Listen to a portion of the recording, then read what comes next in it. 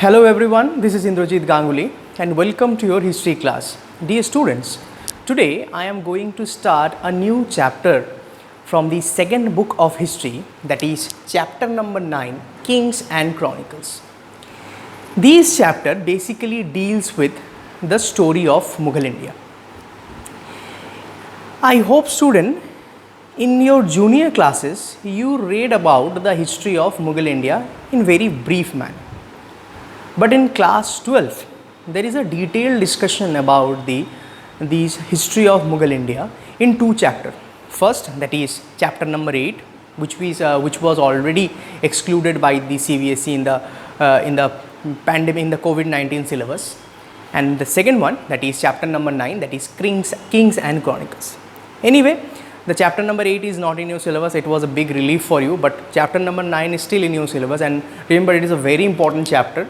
And from this book you will only have two chapters, so please be very careful to read about the history of Mughal Empire.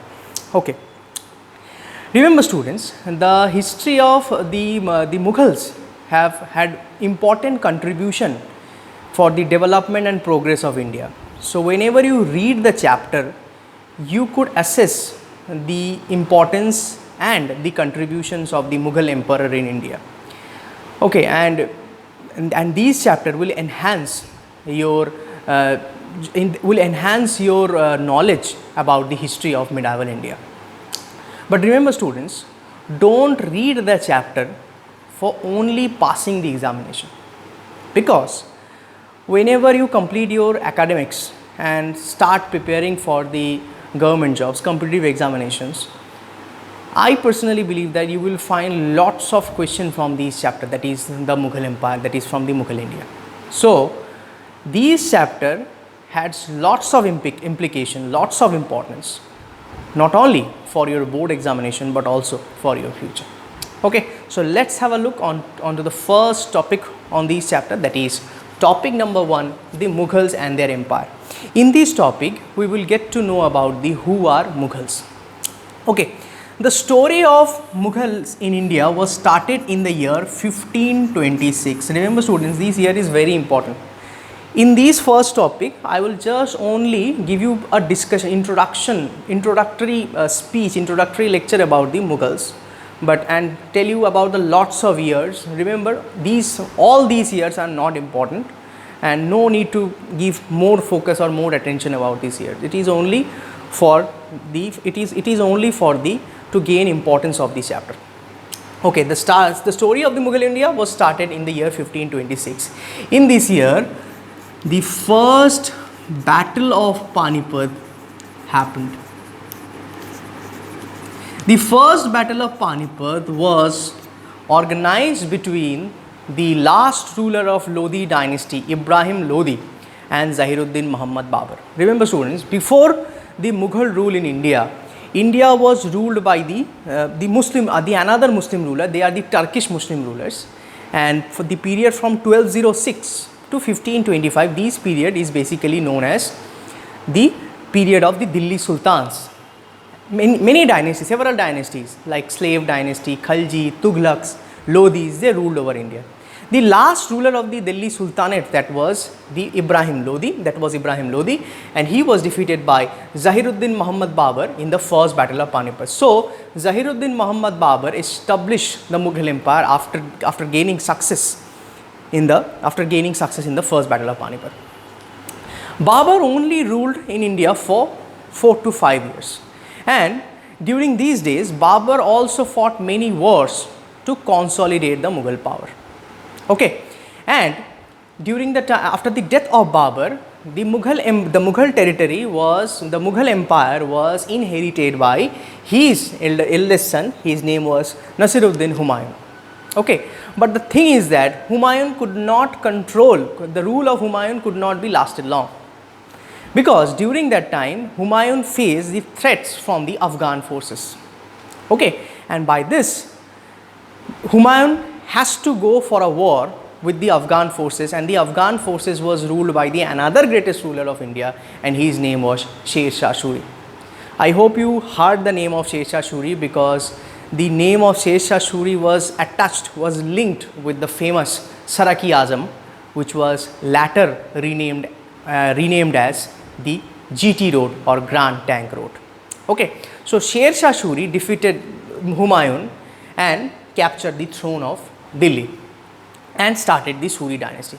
But unfortunately, Sher Shah became the one of the greatest ruler of India because of his administrative reforms. Okay, it was not in my syllabus, so I am not going to the discussion about Sher Shah. So, but the thing is that it was a miracle, and it was a very important, and it was a very interesting thing that Sher Shah could not rule in India for last long. And if Sher Shah, I personally believe that if Sher Shah is there, if Sher Shah established his power in India, if Sher Shah continued his dynasty in India, then maybe the Mughals could not regain their power. Sher Shah ruled only for 5 years, and whenever Sher Shah died, his successor was not so very capable like Sher Shah. Okay, so after the death of Sher Shah, Humayun tried to capture the throne of Delhi, and finally in the year 1555, Humayun once again took over the throne of Delhi from the Afghans, and we can say that there was a starting of the Mughal Empire. There was a re-establishment of the Mughal Empire. Okay, so but in that meantime, the rule of Humayun also could not last long. Humayun died in the next year, that is in the 1556. But the thing is that Humayun's Humayun's son, Jalaluddin Muhammad Akbar, he was very little. His age was 12 to 13 years. So after the death of Humayun, a vacant place was created in the throne of Delhi, because Akbar was a little boy, and Afghan was also trying to recapture the throne of Delhi. So in this situation, in the year 1556, the second battle of Panipat organized, and it was fought between Akbar and the Afghan forces, and the Afghan forces was led by a Hindu chief, and his name was Himu. So in this battle in 1556, in the second battle of Panipat, Jalaluddin Muhammad Akbar, under the guidance of Bairam Khan, became victorious, and Akbar was considered as the refounder of Mughal India. So the rule of Akbar in India was one of the greatest ruler in the medieval India. Not only so, but also he was the greatest ruler in the Indian history. In this topic, we will discuss about lots of policies and lots of administrative development, religious policies, Akbar's greatness in this chapter. So whenever the chapter is going on, you will get the knowledge about the rule of Akbar. The Akbar, during the time of Akbar, Mughal Empire was expanded from not only in India but also in Afghanistan, and some part of Iran also became the part of the Mughal Empire. Akbar had 3 successors: his son Jahangir, grandson Shah Jahan, and then the son of Shah Jahan, that is Aurangzeb. Aurangzeb was one of the greatest Mughal Empire. You know that during the time of Shah Jahan, there was a lots of development in the architectural and cultural field. Okay, and we have seen lots of architectural development. During the time of Shah Jahan, there was a establishment of Red Fort in Delhi, Taj Mahal in Agra, and other things. So during the time of Aurangzeb only think about to expand of the Mughal Empire. So Aurangzeb was the first ruler of the Mughal Empire who decided to expand the Mughal Empire in the South India. So these are basically the earlier ruler of the Mughal Empire. Aurangzeb died in 1707. So we can say that from 1526 to 1707, it is the golden period of the Mughal Empire, because the empire was ruled by these kind of capable rulers. But remember students, after the 1707, it was not the decline of the Mughal Empire, it was not the end of the Mughal Empire, because Mughal Empire continued after the death of the Aurangzebs. And after the death of the Aurangzeb, the other Mughals, the successor of Aurangzeb, the descendants of Aurangzeb, they basically known as the latter Mughals. Okay, but the thing is that they are not so very capable and not so very powerful like these rulers. And finally, the Mughal Empire was ended in 1858, and the last Mughal ruler of India was Bahadur Shah Zafar. Okay.